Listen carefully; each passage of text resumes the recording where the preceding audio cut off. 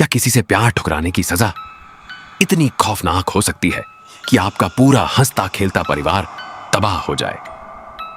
केरल के घने जंगलों के बीच बसे एक छोटे से गांव में एक नए नए शादीशुदा जोड़े के साथ कुछ ऐसा ही हुआ।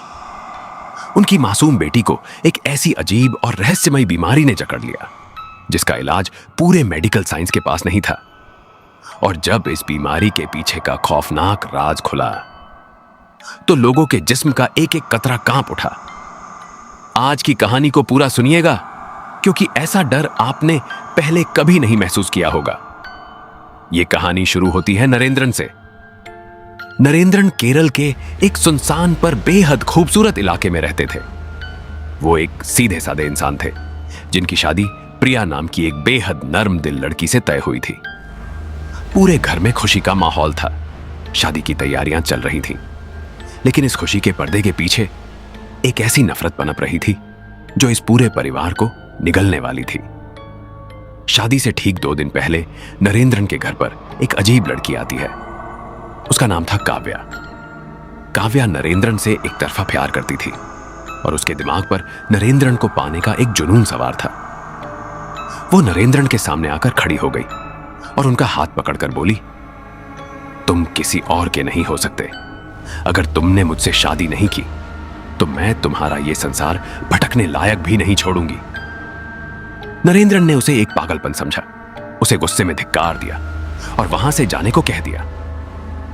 काव्या वहां से चली तो गई पर उसकी आंखों में जो जलन और नफरत थी वो किसी भयानक तूफान के आने का इशारा थी। खैर, नरेंद्रन और प्रिया की शादी धूमधाम से हो गई। वक्त गुजरा और उनके घर एक बेहद प्यारी बेटी ने जन्म लिया जिसका नाम उन्होंने रखा अनन्या। अनन्या के आने से घर में रौनक लौट आई थी। वो अभी मुश्किल से 3 साल की हुई थी जब उनके घर पर अचानक डर का साया मंडराने लगा। एक दिन खेलते खेलते अनन्या अचानक बेहोश होकर गिर पड़ी। उसका जिस्म धीरे धीरे बिल्कुल पीला पड़ने लगा और उसकी शरीर की ताकत जैसे कोई अदृश्य चीज अंदर ही अंदर सोख रही थी। नरेंद्रन और प्रिया उसे लेकर शहर के बड़े से बड़े अस्पताल गए। डॉक्टर्स ने सारे टेस्ट किए पर रिपोर्ट में कुछ नहीं आया। साइंस के पास इसका कोई जवाब नहीं था कि एक हंसती खेलती बच्ची का जिस्म दिन ब दिन इतना कमजोर क्यों होता जा रहा है, जैसे उसके जिस्म का रस खत्म हो रहा हो। अस्पताल के बिस्तर पर लेटी वो मासूम हर रात अचानक डर कर उठ जाती और कमरे के एक अंधेरे कोने की तरफ उंगली दिखाकर रोने लगती। उधर घर में प्रिया के साथ भी अजीब हरकतें होने लगी। प्रिया को अचानक अकेले में लगता कि कोई उसकी पीठ के पीछे खड़ा है। कभी कभी उसकी आवाज अचानक बदल जाती और वो घंटों सन्नाटे में अकेले बैठकर दीवार को घूरती रहती। नरेंद्र पूरी तरह टूट चुके थे। एक तरफ उनकी बच्ची जिंदगी और आखिरी सांस के बीच झूल रही थी और दूसरी तरफ उनकी पत्नी की ऐसी हालत। जब हर तरफ से उम्मीद टूट गई तो गांव के एक बुजुर्ग ने नरेंद्रन को शहर से दूर एक पहाड़ी पर रहने वाले एक आध्यात्मिक गुरु, जिन्हें सब बड़ा हुजूर कहते थे, उनके पास जाने की सलाह दी। हुजूर अपनी शक्तियों और बुरी ताकतों को शांत करने के लिए पूरे इलाके में जाने जाते थे। नरेंद्र हर डर को भूलकर अपनी पत्नी और बच्ची को लेकर उस तूफानी रात को हुजूर के आश्रम पहुंचे।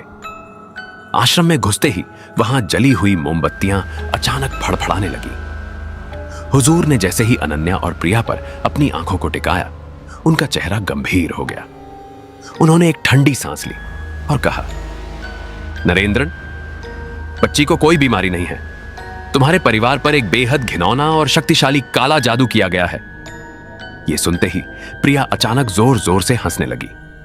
उसका वो हंसना किसी मासूम औरत का नहीं बल्कि एक भयानक साय का था। हुजूर ने अपना डंडा जमीन पर मारा और भारी आवाज में पूछा, कौन हो तुम और इस परिवार के पीछे क्यों पड़े हो? प्रिया के जिस्म से एक ऐसी आवाज निकली जो कमरे की दीवारों को हिला गई। मुझे काव्या ने भेजा है उसका बदला पूरा करने। मुझे इस परिवार की खुशियों को मिट्टी में मिलाना है। इस बच्ची के जिस्म को अंदर से निचोड़ना है। मैं इन्हें छोड़कर नहीं जाऊंगी। हुजूर समझ गए कि यह साया बेहद जिद्दी और खतरनाक है। उन्होंने उस बुरी ताकत से लड़ने के लिए अपनी आध्यात्मिक क्रिया शुरू की। पूरे कमरे में एक अजीब सी हवा चलने लगी। प्रिया का जिस्म हवा में तड़पने लगा। वो साया चिल्ला रहा था, पर वो बच्ची के जिस्म को पूरी तरह अंदर से बर्बाद कर चुका था। बाहर तूफान थमा और अंदर एक गहरा सन्नाटा छा गया। वो साया जोर से चीखा और प्रिया के जिस्म को छोड़कर हमेशा के लिए हवा में गायब हो गया। प्रिया अचानक होश में आई और जमीन पर गिर पड़ी। वो इस काले साए से मुक्त हो चुकी थी, लेकिन इस मुक्ति की कीमत बेहद भारी थी। जब नरेंद्र ने दौड़कर अस्पताल से आए बच्चे के पेट की तरफ देखा, तो उनकी मासूम अनन्या हमेशा के लिए अपनी आखिरी सांस ले चुकी थी। वो साया तो चला गया, पर उनका हंसता खेलता आशियाना हमेशा के लिए उजड़ गया।